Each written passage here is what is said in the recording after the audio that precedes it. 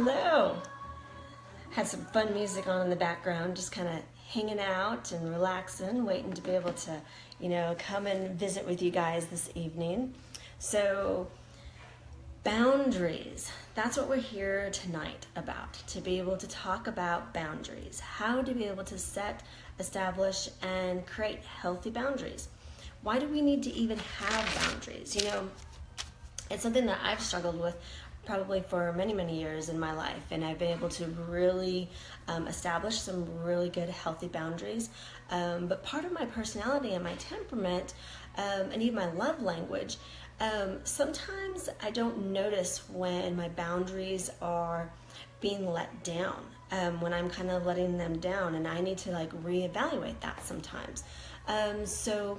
Anyways, I am going to be at Kelly Frick Connect, my blog. I've been writing a lot about boundaries for this month. And so tonight, though, I want to be able to really share with you why are boundaries important, to be able to set them and to be able to establish them, right? So, but if you want to be able to know more, watch more, or read more, to learn more about boundaries, please definitely check out Kelly Frick Connect, www.kellyfrickconnect.com. Like I said, I'll be blogging about that throughout this month for a good 3-4 different weeks of just kind of expanding the next 10 minutes on boundaries. So let's get our 10 minutes started so that I don't take up too much of y'all's evening.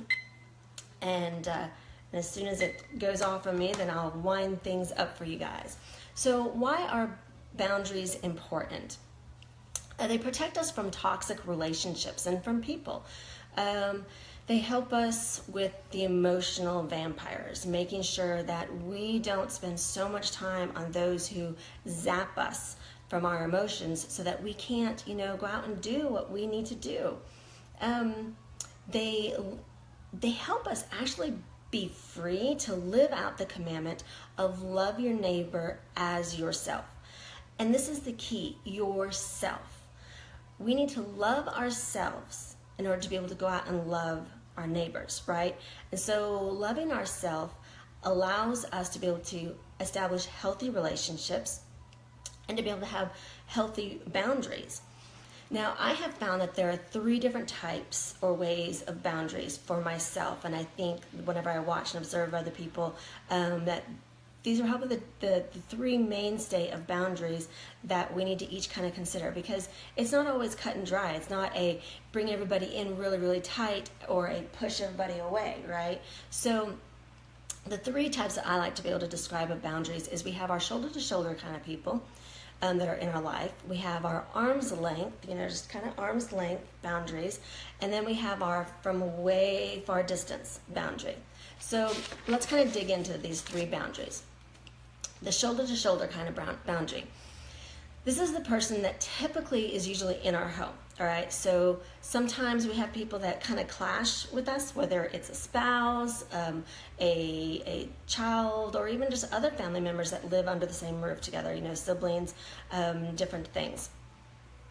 So we love this person. We obviously have to interact with these people on a regular basis, but there has to be, like I said, a clash.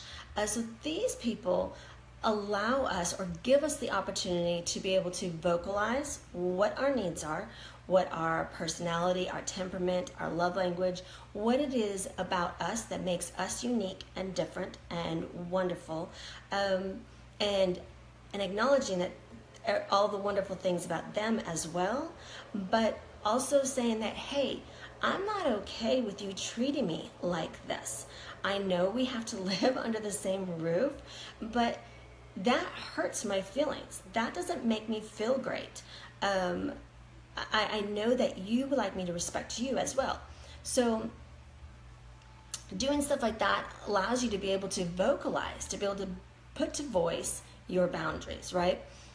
Now, arm's length type of boundaries. These are, usually individuals, family or friends or coworkers that are outside of the home, so we don't have to be shoulder to shoulder with them, but we still have to interact with them, or it could be in a situation where we desire to interact with some of these people. We really like this particular friend or this family member.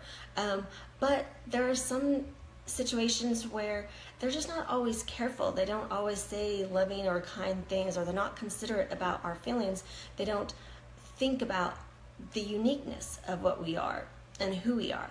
And so sometimes we have to balance of, okay, I really like doing certain things with this person, but I need to kind of limit my amount of time I spend with them, or the duration of time in between each visit with them.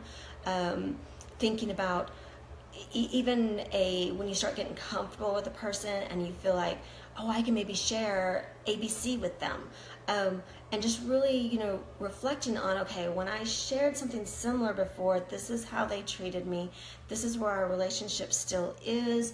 Maybe I need to not, I need to find somebody else to confide in.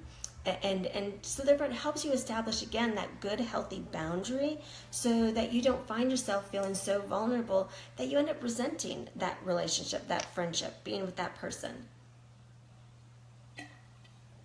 So that is the arm's length boundary. Then distance. All right, so these are also people that you love. You love these people, but they're toxic. They are toxic in your life. You really need to have little to no interaction with them. Again, it could be either a coworker, a friend, a family member even, where you really love them and you desire to be able to have a really great, healthy relationship with them. But every single time you get with them and you do things with them, they dump on you, or they make you feel really bad about yourself. And that's not what God wants from us, right? And that's kind of the balance, is because these type of people that we need to truly have a distant type of boundary, they affect our body and spirit connection to how we feel. And it's, here we're wanting to be able to be Christ-like, but there's a difference even of what does this mean, of that from a distance, am I able to still be Christ-like? And remember, Christ, he was bold. He was honest. He was loving. He even told Peter, at one time when Peter was questioning something, he said, "Get behind me, Satan." So he wasn't afraid to speak up, just like the shoulder to shoulder, right? So that's an excellent example of shoulder to shoulder. But he also retreated. There were times that he needed to retreat because he was overwhelmed by lots and lots of people, probably trying to press in on his boundaries. So when we look to Christ as our example of establishing boundaries, remember that when we do it with Christ-like, actions and thoughts, then it's healthy and it's not wrong. It's important because, again, we must love our neighbor as ourself. And God needs us to love ourselves so that we can love others. And by doing that, it allows us to be able to establish those good, right, healthy boundaries that allows us to still walk Christ-like, right? So let's talk about the oils that can support you in your needs for boundaries. There were some that were really that I knew, and some that was kind of cool, being able to see how they are boundary protecting. So what I want you to think about when I read off these oils and their components, their emotional components, think about which ones resonate with you and why, and how it might help and support some of your relationships that might need boundaries, more boundaries than you've been giving it, right? So we have the with doTERRA, we have the Protective Blend, which is On Guard, and I have 3 of the 6 oils that I'm going to show you. So it's kind of dark, huh? There, so you can see that. I know it's backwards. So that's On Guard. So it protects from, it's actually known for the environmental protection of when we go out and everything. It's, sanitizer kind of oil. But emotionally, it protects us from energy vampires, from parasites. Those people that are trying to dominate us personally, right? Our personalities, and who just have dominating personalities themselves. The Protective Blend really helps us strengthen our inner self, and it supports us to be able to walk with inner integrity, and to be able to be true to ourselves. Then Melaleuca, it is the oil of energetic boundaries. I like that. So it supports us in releasing negative energy baggage. It helps us also to be able to release codependent vampire relationships. And it helps break those negative ties. It helps give us support in creating healthy connections and honoring our space. It opens our eyes to how we have allowed this to take place so that we can correct it.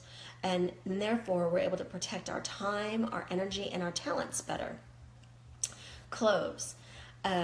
This is the oil of boundaries. It is legitimately that is its title, is the oil of boundaries.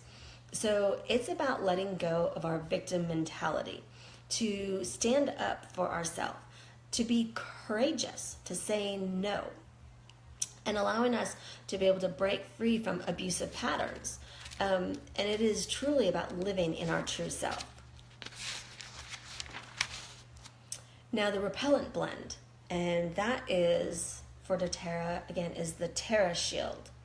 And this one I love. Oh my goodness. I'm going to have to smell it for a second. It has a nice just scent. And it's interesting because it's actually known physically for it being a bug repellent. So it's cool because that's its physical component, right? So its emotional component is... That's our 10-minute mark, so I'll start wrapping us up in about 5 minutes, right? It's shielding. So it allows us to be able to stay calm in danger and in attack situations, which that might sound kind of extreme, but think about that whole fight or flight our body sometimes gets into, that mode. So it assists us in not taking on other energy and emotions from others, okay? How many of us let our guard down? And so when we're letting our guard down, our boundaries, we are then allowing other people's energy to be able to come into us. And we don't necessarily always know it. We don't always, realize what we're doing. So the Repellent Blend, Terra Shield, really helps us establish that shielding, that protecting us to allow us to be empathetic towards others and love others, but not take on all of their negative stuff. It teaches us to hold our boundaries strong and to be able to walk with courage and confidence. Oregano. It is the oil of humility and non-attachment, which this one I found interesting. I thought, why would it show up for boundaries? But you'll see. It is the one that helps us cut through the fluff. That doesn't, it removes blocks. It helps us clear negative attachments. And that's the big thing. Sometimes our boundaries, we allow them to get to come down because we are, we're not wanting to remove blocks. We're thinking, oh, well, maybe I can help that person, or maybe I can this, or maybe I can that. And so the oregano helps us to not be attached and to not think that we are the end all be all for that person, right? It allows us to be able to have, it can be a forceful and intense oil, so it helps us to be able to break through a strong will and dispels attachments, therefore allowing us to be able to break away from toxic relationships and destructive situations. And it encourages true spirituality, so therefore really allowing us to have that mind-body connect, the mind-body-spirit connect. And then the last oil is cardamom. It is the oil of objectivity. And again, I thought this one was kind of interesting. The last two, as far as, why would they show up, for boundaries? But again, so it is the oil of objectivity, cardamom. And it is known for supporting with self-control, frequent frustration and anger towards others, right? When we're not establishing and respecting our boundaries, then we're not loving ourselves, right? right? And when we're not loving ourselves properly, we're not able to love our neighbors, and that can allow us to be able to get frustrated and to feel anger and irritation towards others, right? So cardamom can help really support that. It helps support balance during extreme anger. It helps us let go of emotional distortions and distractions, and it helps us stop blaming others. Which, think about it, it gives us the opportunity to take personal responsibility of our feelings. Like sometimes we, will say, well, it's so and so's fault because I feel, a particular way. Well, no, we have control. We have control over those feelings. Sometimes we need a little bit of help and support, and the essential oils definitely help us with that.